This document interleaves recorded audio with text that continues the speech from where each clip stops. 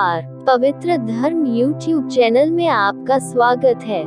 आज के वीडियो में जानिए संपूर्ण खाटू श्याम जी की कथा, साथ ही जानिए श्री खाटू श्याम जी के मंदिर का इतिहास। वीडियो की शुरुआत से पहले अगर आप हमारे चैनल पे नए हैं तो हमारे चैनल को सब्सक्राइब करें, जिससे हमारे आने वाले वीडियो की नोटिफिकेशन आपको मिले। खाटू श्याम जग में कहे कहे खाटू नरेश, हारे का सहारा बने, कोई ना हो उनका बने खाटू नरेश। खाटू श्याम जन्म कथा। श्री श्याम बाबा की अपूर्व कहानी मध्यकालीन महाभारत से आरंभ होती है। पांडवों के वनवास के समय महाभारत में लाक्षागृह षड्यंत्र के बाद पांडवों की मुलाकात वन में हिडिंबा नामक राक्षसी से हुई थी। भीम का रूप देखकर हिडिंबा उस पर मोहित हो गई। हिडिंबा के भाई और माता कुंती की आज्ञा से भीम और हिडिंबा का गंधर्व विवाह हुआ। थोड़े महीने बाद हिडिंबा गर्भवती हुई तो उसने एक बड़ा विचित्र बालक का जन्म हुआ, जिसका मस्तक हाथी के मस्तक जैसा और सिर पे बाल नहीं थे। इसी कारण उसका नाम घटोत्कच रखा। घट का अर्थ होता है हाथी का मस्तक और उत्कच का अर्थ होता है बाल नहीं हो ऐसा। घटोत्कच अपने पिता के जैसे ही बहादुर और ताकतवर था। युवा घटोत्कच का विवाह प्रागत ज्योतिषपुर में मुरदैत्य की बेटी कामकंटका से हुआ। कामकंटका को मोरवी भी कहा जाता है। समय गुजरते घटोत्कच व माता मोरवी को एक पुत्र रत्न की प्राप्ति हुई, जिसके बाल बब्बर शेर की तरह होने के कारण इनका नाम बर्बरिक रखा गया। बर्बरिक बचपन से ही ताकतवर, बहादुर और भक्तिभाव वाले थे। बर्बरिक के जन्म के बाद महाबली घटोत्कच इन्हें भगवान श्री कृष्ण के पास द्वारका ले गए और उन्हें देखते ही श्री कृष्ण ने वीर बर्बरिक से कहा, हे पुत्र बर्बरिक, जिस प्रकार मुझे घटोत्कच प्यारा है, उसी प्रकार तुम भी मुझे प्यारे हो। वीर बर्बरिक ने श्री कृष्ण से पूछा, हे प्रभु, इस जीवन का सर्वोत्तम उपयोग क्या है? वीर बर्बरिक के इस प्रश्न को सुनते ही श्री कृष्ण ने कहा, हे पुत्र, इस जीवन का सर्वोत्तम उपयोग परोपकार व निर्बल का साथी बनकर सदैव धर्म का साथ देना है, जिसके लिए तुम्हें बल और शक्तियां हासिल करनी पड़ेगी। तुम एकांत में नवदुर्गा की आराधना कर शक्तियां को हासिल करो। भगवान श्री कृष्ण की सलाह मान के बर्बरिक ने अपनी माँ तथा श्री कृष्ण से युद्ध कला सीखी। बर्बरिक ने समस्त अस्त्र शस्त्र विद्या हासिल कर कई वर्ष तक नवदुर्गा की आराधना की। सच्ची निष्ठा और तप से प्रसन्न होकर भगवती जगदम्बा ने वीर बर्बरिक के सम्मुख प्रकट होकर 3 बाण और कई शक्तियां प्रदान करी। वह 3 बाण ऐसे थे जो धनुष से छूटकर अपना लक्ष्य पूरा करके वापस तूनीर में ही आएगा। तीनों लोकों पर विजय प्राप्त की जा सकती थी, ऐसे अस्त्र शस्त्र दिए। माँ जगदम्बा ने वीर बर्बरिक को उसी क्षेत्र में अपने परम भक्त विजय नामक एक ब्राह्मण की सिद्धि को संपूर्ण करवाने का निर्देश देकर अंतर्ध्यान हो गईं। जब विजय ब्राह्मण का आगमन हुआ तो वीर बर्बरिक ने राक्षसों के समूह को अग्नि की जैसे भस्म करके उनका यज्ञ संपूर्ण कराया। उस ब्राह्मण का यज्ञ संपूर्ण करवाने पर देवी देवता वीर बर्बरिक से अति प्रसन्न हुए और प्रकट होकर यज्ञ की भस्मरूपी शक्तियां प्रदान की।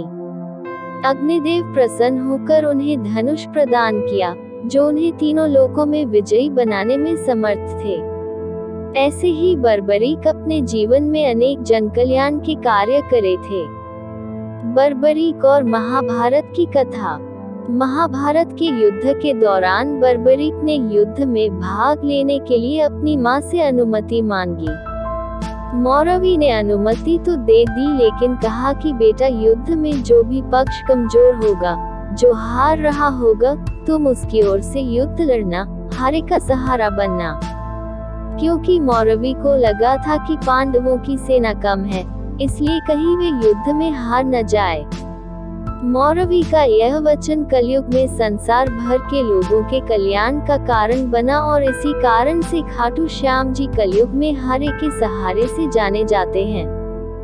जब वे महाभारत युद्ध भूमि की ओर जा रहे थे, उस समय उनकी भेंट श्री कृष्ण से हुई। श्री कृष्ण जानते थे कि युद्ध में कौरव पक्ष की हार होगी और ऐसे में अगर बर्बरीक कौरव पक्ष की ओर से युद्ध लड़ेगा तो पांडव ये युद्ध जीत नहीं सकेंगे और धर्म की हार हो सकती है।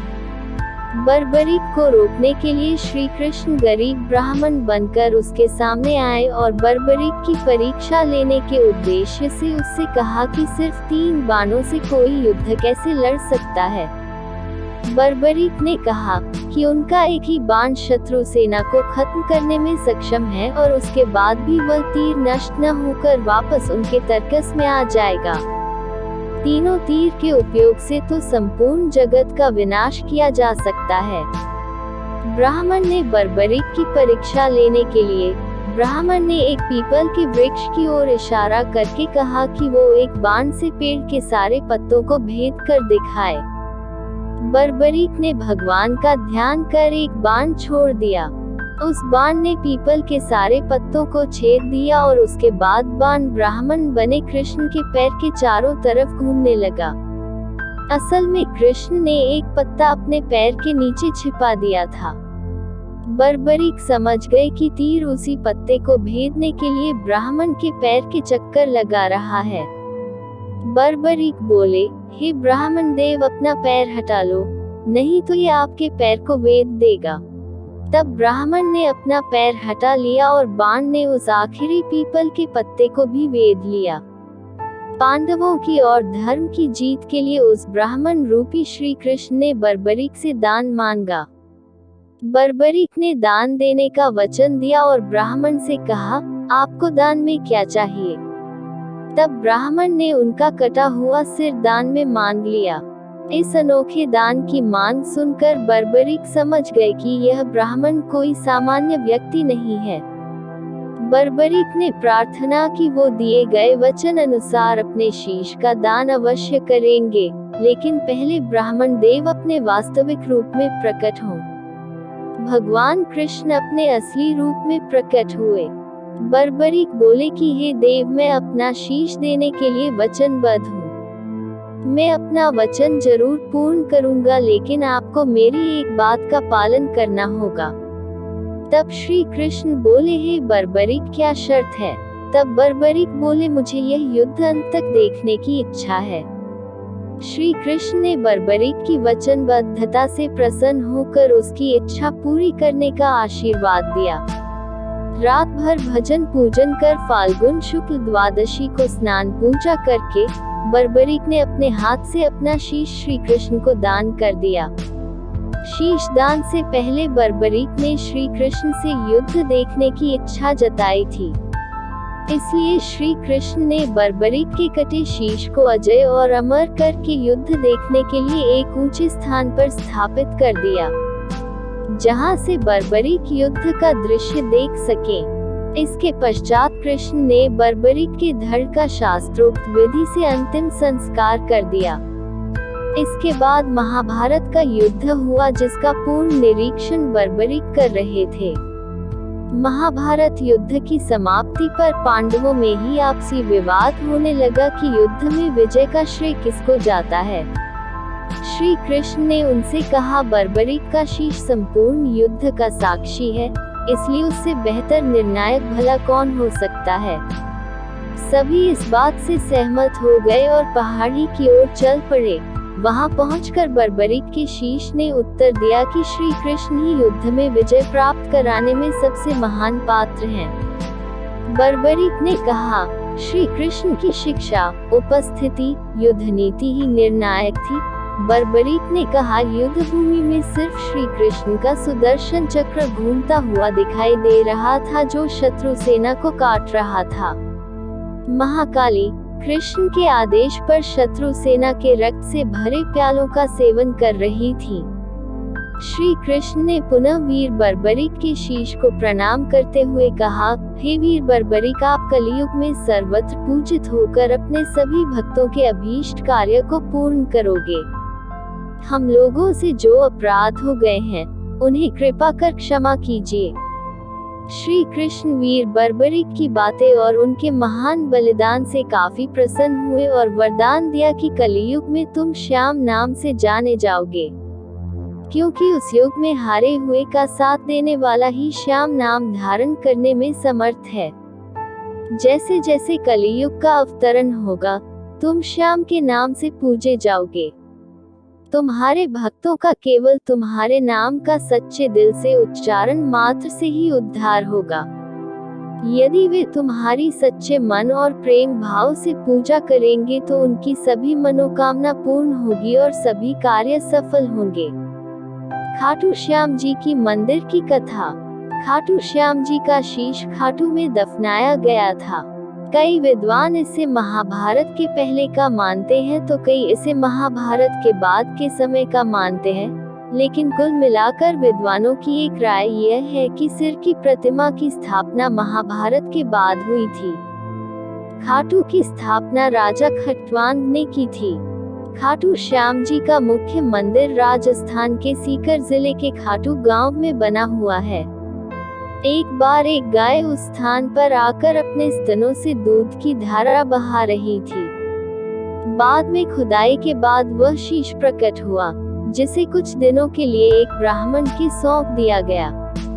एक बार खाटू के राजा को स्वप्न में मंदिर निर्माण के लिए और वह शीश मंदिर में स्थापन करने के लिए प्रेरित किया गया।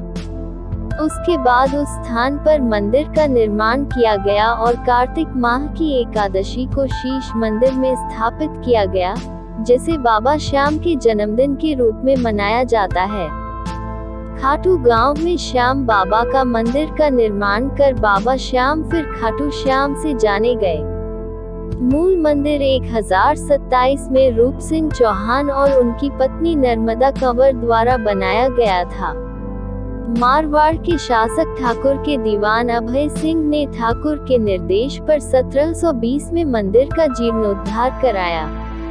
मंदिर इस समय अपने वर्तमान आकार ले लिया और मूर्ति गर्भगृह में प्रतिस्थापित की गई थी। मूर्ति दुर्लभ पत्थर से बनी है। खाटू श्याम कई लोगों की कुलदेवता है। श्री खाटू श्याम मंदिर जयपुर से उत्तर दिशा में वाया रींगस होकर 80 किलोमीटर दूर पड़ता है। रींगस पश्चिमी रेलवे का जंक्शन है।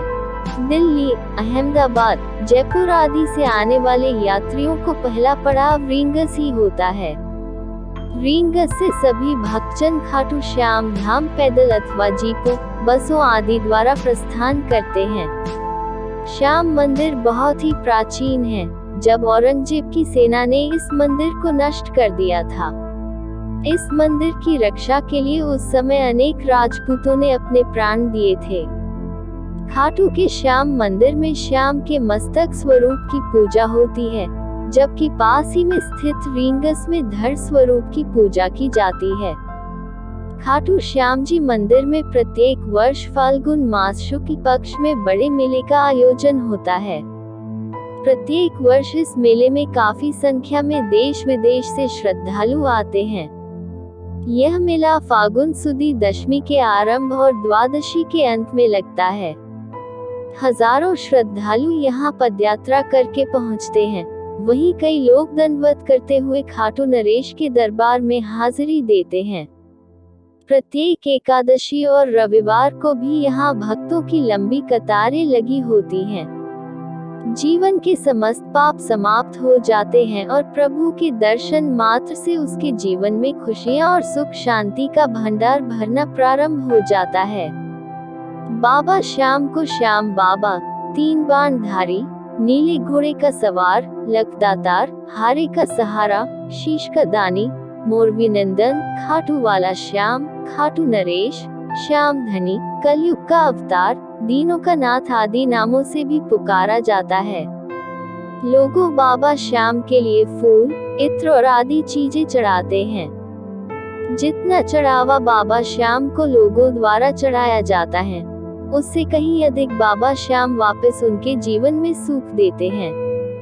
आज यह सच हम अपनी आंखों से देख रहे हैं कि उस युग के बर्बरिक आज के युग के श्याम हैं और कलयुग के समस्त प्राणी श्याम जी के दर्शन मात्र से सुखी हो जाते हैं। उनके जीवन में खुशियों और संपदाओं की बहार आने लगती है और खाटू श्याम जी को निरंतर भजने से प्राणी सब प्रकार के सुख पाता है और अंत में मोक्ष को प्राप्त हो जाता है। जय श्री खाटू श्याम। आज का हमारा वीडियो पसंद आया हो तो वीडियो को लाइक, शेयर और चैनल को सब्सक्राइब जरूर करें, साथ ही चैनल के बेल आइकन को प्रेस करें जिससे हमारे आने वाले वीडियो की नोटिफिकेशन आपको मिले। धन्यवाद।